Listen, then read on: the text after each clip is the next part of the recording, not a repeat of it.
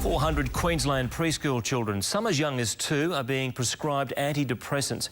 A 10 News investigation reveals the number of toddlers and preschoolers on the drugs has nearly doubled in a year. They shouldn't have a care in the world. But the reality is young children suffer depression. What's worrying child psychiatrists is how many are being treated with drugs. It's potentially dangerous. Government figures show more than 1,200 Australian children under the age of 6 were prescribed antidepressants in 1 year, with more Queensland youngsters on the drugs than anywhere else in the country. In 12 months, the figure here nearly doubled to 402. In contrast, the ACT had just 8.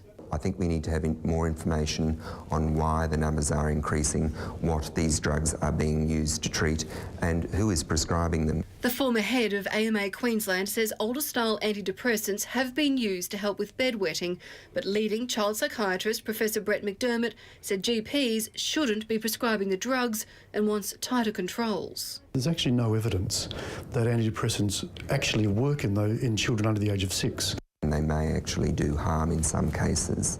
Federal Health Minister Nicola Roxon ordered an investigation when figures began rising 3 years ago. The fear now is we'll see numbers rise again, with more Queensland children being treated for depression following our summer of disasters. But experts warn there is no quick fix. A recent study found half of the children who were diagnosed with depression after Cyclone Larry were still showing symptoms more than 2 years on. Professor McDermott says therapy, not drugs, is the answer. And Lisa Rolls joins us now. Lisa, if this is true of the young ones, what about the older children? Bill, the numbers are even higher when you look at the older age brackets. Take, for example, primary school children.